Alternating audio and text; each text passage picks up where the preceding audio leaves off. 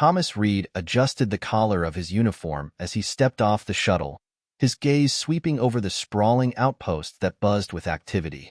The edge of the Milky Way looked nothing like he had imagined, less the starlit bastion of human exploration and more a gritty, bustling hub where multiple species mingled. "Mr. Reed?" A firm voice pulled his attention to a tall man approaching, his hand extended. "I'm Commander Jack Harris. Welcome to Frontier Outpost Delta." Thomas shook his hand, noting the firm grip. "Thank you, Commander. It's a pleasure to be here." Jack smiled, leading Thomas away from the landing pad. "Let's introduce you to your team. You'll be working closely with them." As they walked through the outpost, Thomas observed the diverse inhabitants. Humans worked alongside beings from various corners of the galaxy, a testament to the outpost's crucial role in interstellar relations. They stopped outside a robust structure that served as the outpost command center. Inside, Jack introduced Thomas to his primary team. The first was Dr. Eli Martinez, a seasoned xenobiologist with sharp features and an analytical gaze. Next was Lieutenant Maya Chun, the security officer whose demeanor suggested she was not to be trifled with. "Thomas, this is the core team. Eli will help you with the biological and ecological aspects of your negotiations, while Maya is here to ensure our collective security," Jack explained. Thomas nodded to each in turn. "I'm looking forward to working with you both. Understanding and cooperation are our main objectives here." Eli smiled slightly. "And keeping everyone alive and well while we're at it. The environmental challenges alone are enough to keep us on our toes." Maya's expression softened. "And the locals can be quite unpredictable. It's not just about guarding against threats, but understanding the subtleties of alien behavior." Thomas was about to respond when an alarm blared briefly through the room. Jack's communicator buzzed urgently.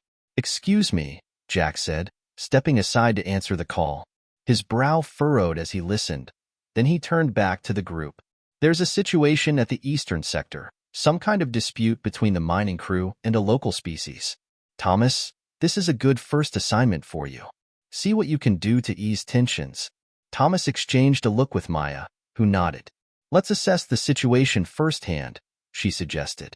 Together with Maya, Thomas headed to the eastern sector. As they walked, Maya briefed him. "The miners have accidentally disturbed a sacred site. It's causing quite the uproar. Do we know what the site signifies?" Thomas asked, eager to understand the cultural context. "It's a burial ground, from what we've gathered. Very sacred. The locals are understandably upset." Arriving at the site, Thomas saw a group of agitated aliens, their skin shimmering with iridescent colors, confronting a team of human miners. He stepped forward, hands raised in a peaceful gesture. "Hello, I'm Thomas Reed. I've been sent to help resolve this misunderstanding," he announced in a calm, clear voice. One of the aliens, taller and seemingly older than the others, approached. "Your people have desecrated our ancestors," it said, its voice a low rumble. Thomas kept his expression sympathetic. "I understand your anger. I'm here to assure you that it was not intentional and to find a way to honor your ancestors and mend this breach." The conversation continued, with Thomas carefully navigating the cultural sensitivities while proposing practical solutions. As the discussion progressed, the tension began to ebb, the aliens' colors shifting to cooler tones, a sign of calming. Returning to the command center with Maya, Thomas felt a cautious optimism. "That went better than expected," he said. Maya nodded. "You have a knack for this. Good work today." As the sun set over the horizon, painting the alien sky in hues of orange and pink, Thomas felt a profound sense of responsibility. This outpost wasn't just a boundary of human space. It was a meeting ground, a place where different worlds intersected, and he was here to ensure that intersection was peaceful. Thomas Reed sat across from Eli Martinez in the cramped but efficient conference room at Frontier Outpost Delta, poring over the digital files that displayed intricate details of the Krylorian social and technological structures. The screen between them flickered with holographic images of the alien species, whose recent approach to the human territories had prompted urgent diplomatic engagements. "So, what do we know about their communication protocols?"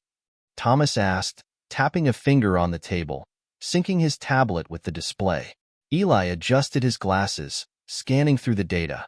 Krylorians use a combination of vocalizations and bioluminescent signals for deeper emotional expressions. It's complex but fascinating. Their technology is harmoniously integrated with their biology. Thomas nodded, intrigued.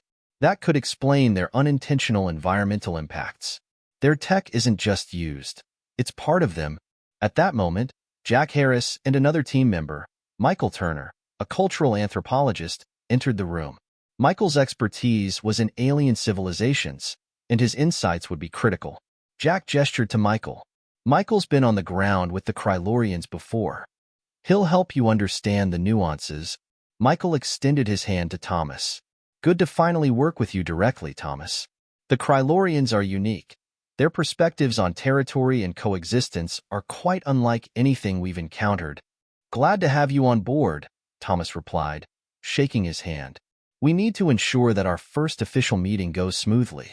Any suggestions on our approach? Michael sat next to Eli, pulling up another chair. Respect is key. They value ritual and tradition highly.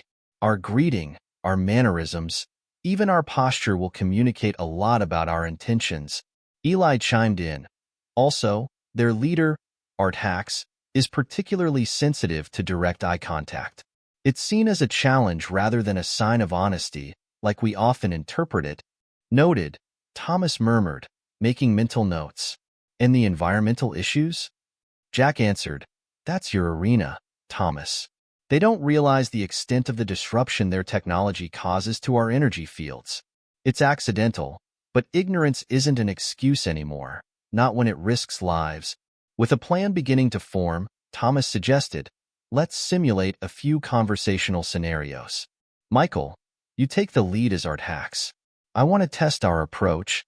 For the next hour, the room buzzed with activity. Michael, embodying Art Hacks, responded to Thomas's diplomatic overtures with a mix of Krylorian postures and vocalizations, while Eli monitored the bioluminescent patterns that might indicate emotional responses. Jack observed, offering critiques on strategy. After several rounds, Thomas leaned back, feeling more prepared but aware of the complexities ahead. I think we have a solid baseline approach. Let's finalize our presentation and set the meeting. Jack nodded. I'll coordinate with their delegation for the meeting time. Great work, everyone. As the group disbanded, Michael pulled Thomas aside. One more thing, Thomas. Krylorians place great value on gifts, something that symbolizes mutual respect and understanding. Perhaps something from Earth that holds cultural significance. That's an excellent idea, Thomas said thoughtfully. Something that embodies Earth's diverse cultures. I'll think on it tonight. Later, as Thomas returned to his quarters, the weight of the upcoming meeting pressed upon him. The success of this first contact could set the tone for human-Krylorian relations for generations. Choosing the right gift felt symbolic, not just a diplomatic gesture but a personal commitment to bridging two worlds. Under the stars of a foreign sky, Thomas felt the isolation of space less keenly. Tomorrow, he would stand for Earth, for humanity, and for the fragile peace that hung in the balance. Thomas Reed sat with his communications officer, Aaron Lee, in the small, utilitarian office designated for linguistic research within Frontier Outpost Delta. The walls were lined with screens displaying the complex scripts and phonetic symbols of the Krylorian language. Aaron, who had been intently studying the language, turned to Thomas, pushing up his glasses. The linguistic structure is fascinating, Thomas. It's not just about the words they use, but how they use them. Tone, pitch, and even color play a role in their communication. Thomas leaned in, examining the data. Color? Like their bioluminescence? Exactly, Aaron replied. It adds a layer of meaning we can't ignore. I've programmed our translators to interpret these nuances as best as possible, but there's no substitute for understanding it ourselves. Thomas nodded thoughtfully. We need to be fluent, or at least competent, if we're going to navigate this diplomatically. Just then, Eli Martinez walked in, his tablet in hand. Got a minute, you two? I've got something interesting from my last session, observing the Krylorians. It might help with your language study. Sure, Eli. What do you have? Thomas gestured to an empty chair. Eli sat, his excitement palpable. I recorded some of their communal gatherings. They use a specific rhythm and light pattern when they're in what seems to be a deliberative process. It's almost musical. Aaron was immediately interested. Can you sync that to my database? It might help me crack some of the more complex syntax patterns. Doing it now, Eli said as he transferred files from his tablet to the office's main system. As the files transferred, Michael Turner entered, a smile playing on his lips. I hear we're cracking the code on Krylorian linguistics today, Thomas chuckled. Trying to, at least. Michael, meet Aaron. He's been invaluable. Michael extended his hand, which Aaron shook warmly.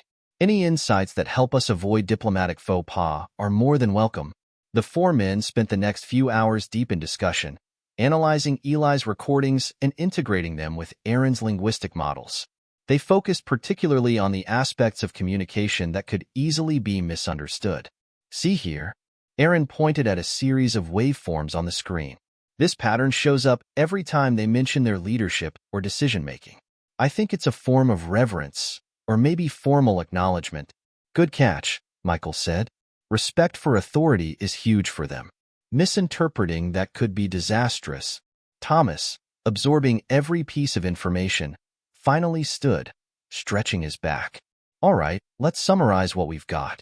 Aaron, you'll refine the translator with these new inputs. Eli, keep observing their social interactions.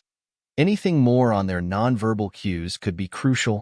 And Michael, Thomas continued, start putting together a cultural primer for everyone who'll be involved in the upcoming negotiations. The more prepared we are, the better. As the meeting drew to a close, the men felt a cautious optimism. They had begun to peel back the layers of a complex alien culture, each discovery bringing them closer to a true understanding. Walking back to his quarters, Thomas reflected on the day's progress. Mastery of the Krylorian language was more than just a diplomatic tool. It was a bridge to understanding, respect, and peace. As the outpost's lights blinked against the encroaching darkness of space, he felt a renewed determination to ensure that bridge was solidly built. Thomas Reed stood in the central meeting hall of Frontier Outpost Delta, alongside Jack Harris and Michael Turner, as they prepared for the arrival of the Krylorian delegation. The hall had been modified to accommodate the unique environmental and lighting needs of the Krylorians, casting the room in a soothing spectrum of colors meant to mimic their home conditions. Jack adjusted the settings on the environmental control. We need to make sure these settings are perfect. The last thing we want is for them to feel uncomfortable during negotiations. Thomas nodded, checking over the digital notes on his tablet. Agreed. And the translation software is updated with everything Aaron and Eli provided? Michael, reviewing his own notes, responded, yes, it's all synced. We've incorporated the nuances Eli discovered. It should help in avoiding any miscommunications. As they made final adjustments, the Krylorian delegation entered the hall.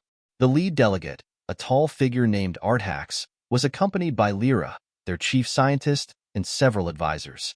Thomas watched as their colors shifted subtly, an indication of their mood and intent. Greetings, Artax, Lyra, Thomas began, stepping forward with a slight bow, a gesture of respect they had learned was appreciated. We are honored to host you today. Artax responded with a similar bow, his hues a calm blue. The honor is ours, Thomas Reed. We come in peace and hope for fruitful discussions. Jack and Michael introduced themselves, each offering greetings in the Krylorian language, which seemed to please the delegates. Lyra, in particular, responded with a brightening of colors, signaling her approval. As the formal greetings concluded, Thomas turned to Lyra. We've prepared a small demonstration of our environmental control technology to show our commitment to respecting your needs. Lyra's interest was piqued. That is most thoughtful. Understanding each other's environmental needs is indeed a foundation for lasting friendship. The demonstration went smoothly, with Eli joining to explain the technical aspects. Lyra engaged deeply, asking insightful questions and proposing potential applications for Krylorian technology. Her expertise and curiosity about human technology impressed Thomas, and a natural rapport began to develop between them. After the demonstration, the group adjourned to a more informal setting to continue their discussions. As they walked, Thomas and Lyra fell into step together. I must admit, your grasp of our environmental needs is impressive, Lyra commented, her tone indicating genuine respect. Thomas smiled. Thank you, Lyra. We strive to ensure all our guests feel welcome and respected. It's a fundamental part of our mission here. Lyra nodded. And what is your role in all this, Thomas? I sense you are not just a facilitator. I'm here to learn, negotiate, and help foster understanding between our peoples, Thomas explained. My background is in diplomacy, but I find that real connections are made through genuine curiosity about each other's worlds. Lyra's hues shifted to warmer tones, a sign of comfort. Curiosity is the basis of science too, she said. Perhaps we have more in common than our roles suggest. Their conversation deepened, touching on topics from technological ethics to personal philosophies. Michael and Jack joined occasionally, but the connection between Thomas and Lyra became the highlight of the day. As the meeting drew to a close, Arthax and his delegation expressed their satisfaction with the talks. We leave with a better understanding of your people, Thomas read. Let us continue this path. With promises of future meetings, the Krylorian delegation departed. Thomas lingered in the hall, reflecting on the day's successes. Jack clapped him on the back. Well done, Thomas. You've not only managed to impress them with our tech, but also with our diplomacy. Thomas nodded, his thoughts still on his conversations with Lyra. It feels like we're on the brink of something significant, Jack. Today was a good day. As they exited the hall, the stars above the outpost shone a little brighter, mirroring the hopeful atmosphere that had enveloped the day. In the early hours of the morning, a critical alert sounded through Frontier Outpost Delta. Thomas Reed, who had been up reviewing notes from his meeting with Lyra, was one of the first to respond, rushing to the Central Command where Jack Harris and Eli Martinez were already analyzing incoming data. What's happening? Thomas asked, his voice filled with concern as he approached the main console where Jack was stationed. Jack pointed to the flashing indicators on the screen. We've got a significant environmental anomaly developing on the outskirts of the human settlement area. It's spreading fast, and it's disrupting both our and the Krylorian sectors. Eli chimed in, looking up from his own monitor. It appears to be some sort of energy flux. It's not like anything we've seen before. If we don't contain it, it could cause irreparable damage to the ecosystem. Thomas furrowed his brows, processing the information. Do we know the cause? It might be a reaction between our terraforming technology and something in the Krylorian tech, Eli speculated. I need to run more scans to be sure. Jack turned to Thomas. We need to coordinate with the Krylorians immediately. This affects them as much as it does us. Thomas nodded. I'll contact Lyra. She'll want to be involved in solving this. After a quick communication to Lyra, who expressed urgent concern and a willingness to collaborate, a joint task force was assembled. Thomas and Lyra, along with Eli and a Krylorian scientist named Ren, met in a secure conference room to strategize. Lyra greeted Thomas with a nod. This situation is unfortunate, but it provides us an opportunity to work together under pressure. Let's find a solution. Ren, who had been quiet, spoke up, his voice modulated through the translator. The energy signature corresponds to a dormant technology we thought was inactive. It seems exposure to certain elements in your terraforming process has catalyzed this reaction. Eli leaned over his tablet, displaying graphs and data. If we can isolate these elements, perhaps we can reverse the reaction. Run, can you provide specifics on the technology involved? Ren quickly provided the needed information, which Eli and Lyra discussed, looking for chemical and physical interventions that could be applied. Thomas, meanwhile, coordinated with Jack and the outpost security team to prepare for any immediate threats to the population. The discussion was technical and intense, with each member contributing their expertise. What if we modify the ionic pulse of our environmental regulators to neutralize the flux?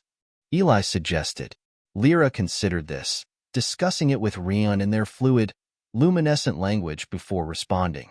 That could work, but the alignment must be extremely precise. Any deviation could exacerbate the situation. I can help program the regulators. My team has experience with precision alignments, Ren offered, his tone now urgent but hopeful. With a plan taking shape, Thomas felt a surge of collaborative spirit.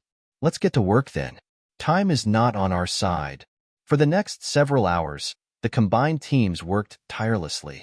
Thomas and Lyra oversaw the implementation of the solution, while Eli and Rin adjusted the outpost's technological systems to deploy the modified ionic pulses.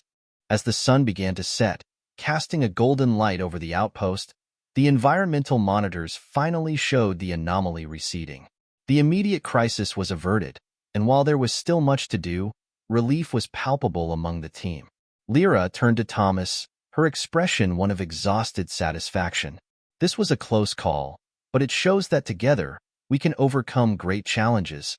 Thomas smiled, grateful for the partnership that had likely saved many lives. Today was a testament to what we can achieve together.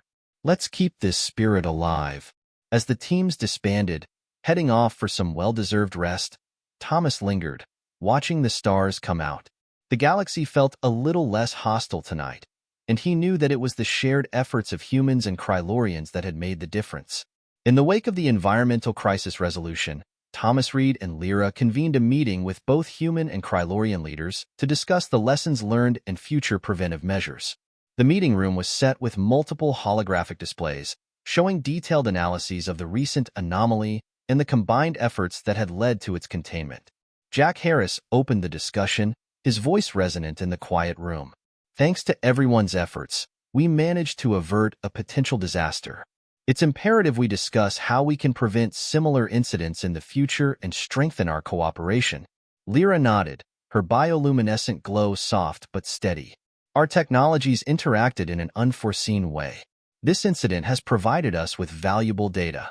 We propose a joint research initiative to study these interactions more closely. Thomas, taking the lead in the diplomatic dialogue, added, "We agree. Establishing a formal protocol for sharing technology and research can ensure safer integration and prevent mishaps." Eli, perhaps you can spearhead the initial phase? Eli Martinez, eager to contribute, responded enthusiastically. Absolutely. I think a combined task force can work on identifying potential risk factors and developing new models for predicting interactions between our technologies. Ren, who had been instrumental in resolving the crisis, spoke from the Krylorian side. I will coordinate with my team to provide all necessary data and support. Understanding your technology as well as you understand ours is crucial. The room buzzed with affirmations, as various participants from both species suggested enhancements to communication and data sharing protocols. Michael Turner, always keen on cultural nuances, proposed regular cultural exchange sessions to improve interpersonal relations and understanding. Cultural familiarity can often pave the way for smoother scientific collaboration, Michael suggested. Perhaps we could start with joint teams on smaller projects, building up to more complex ones. Lyra agreed, her tone reflective. Indeed, Michael, understanding each other's cultures, traditions, and values can only enhance our cooperation. We should organize workshops and symposia regularly.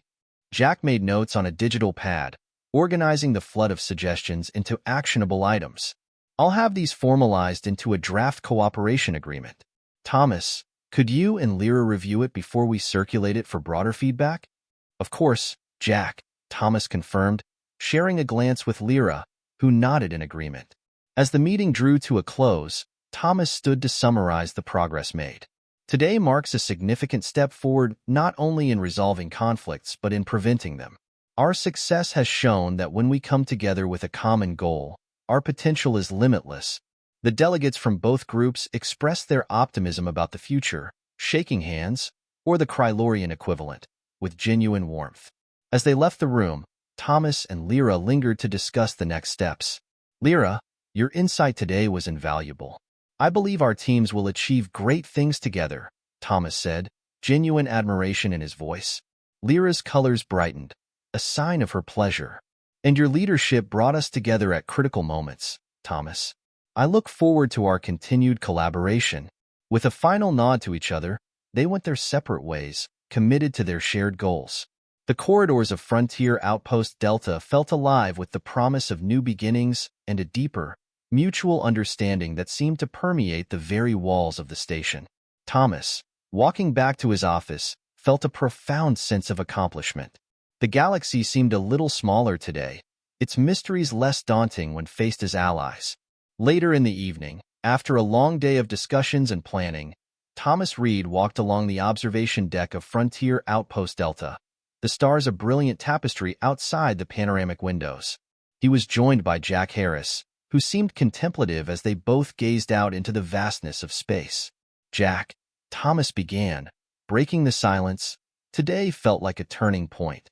Not just in our project here, but personally as well." Jack turned, his expression curious. "Oh, how so?" Thomas paused, considering his words. "My interactions with Lyra, they've grown beyond simple professional collaboration. I feel like there's a deeper connection forming." "Unexpected." Jack smiled slightly, understanding. "Interspecies relationships are complex, but not unheard of. You're navigating new territory, Thomas, both diplomatically and personally. How do you feel about that?" Thomas sighed, his gaze returning to the stars. "I'm not sure yet. It's all uncharted, but there's a genuine bond there. It's more than respect or admiration. It feels like a true partnership.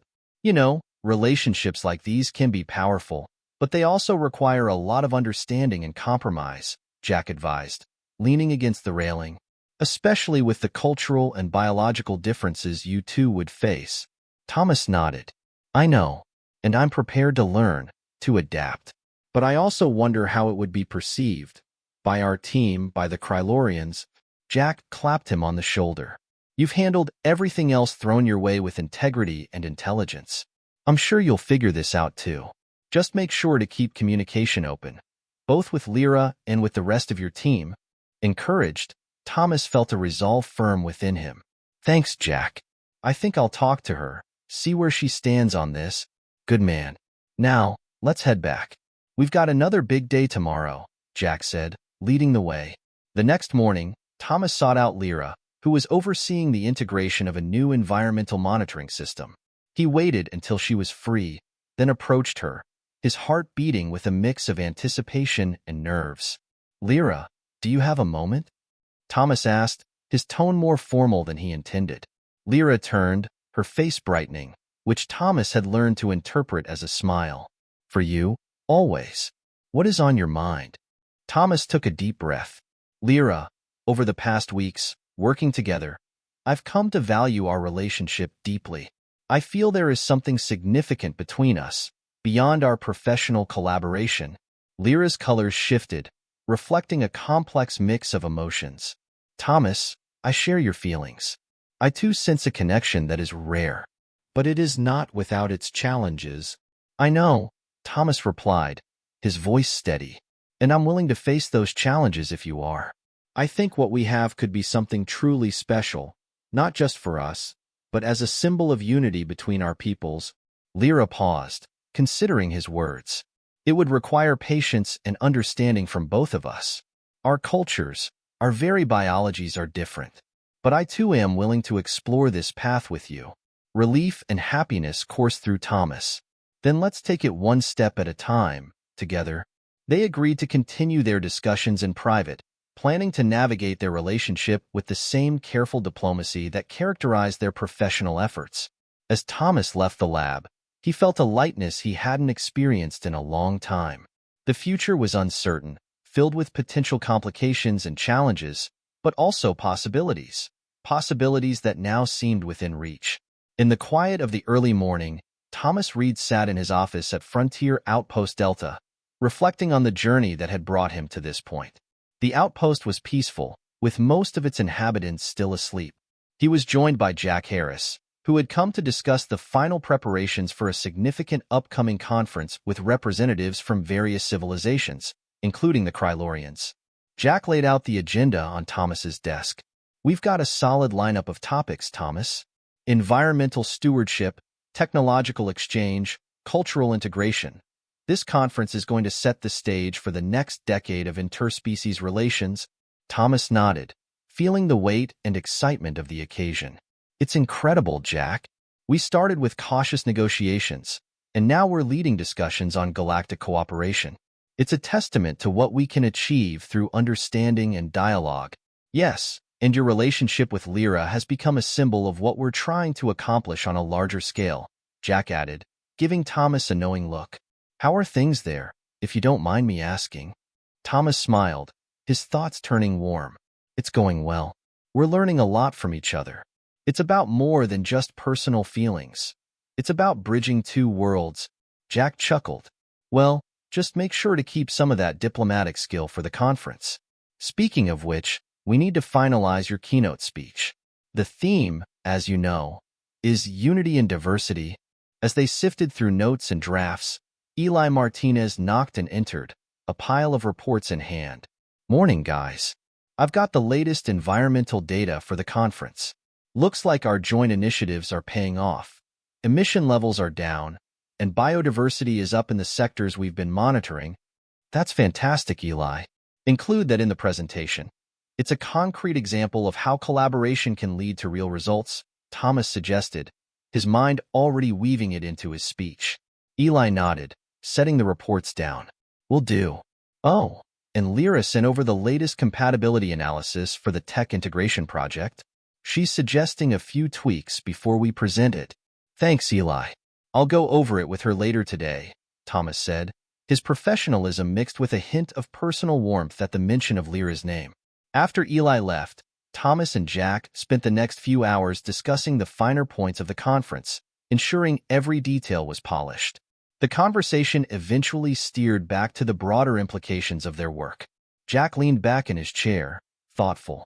You know, Thomas, when we started this outpost, I wasn't sure what we were going to encounter. But seeing what you've accomplished, not just in terms of policy but in fostering genuine connections, it gives me a lot of hope for the future. Thomas looked out the window at the dawning light over the alien landscape. Humans will always defend the galaxy, not just through strength but through making allies, understanding others, and defending the values we hold dear. That's what this conference is about. That's what our mission has always been about. Jack nodded in agreement, his expression one of respect and camaraderie. Well said. Let's make sure that message comes through loud and clear. As they wrapped up their meeting, Thomas felt a surge of purpose. The upcoming conference wasn't just a routine gathering. It was a milestone in human-alien relations, a beacon for continued cooperation and peace. With the conference just days away, Thomas knew that the work they were doing was crucial. It wasn't just about defending human interests, but about creating a sustainable and peaceful galaxy for all. As he prepared to leave his office and meet Lyra, he was reminded once again of the personal changes that mirrored the larger shifts happening throughout the galaxy.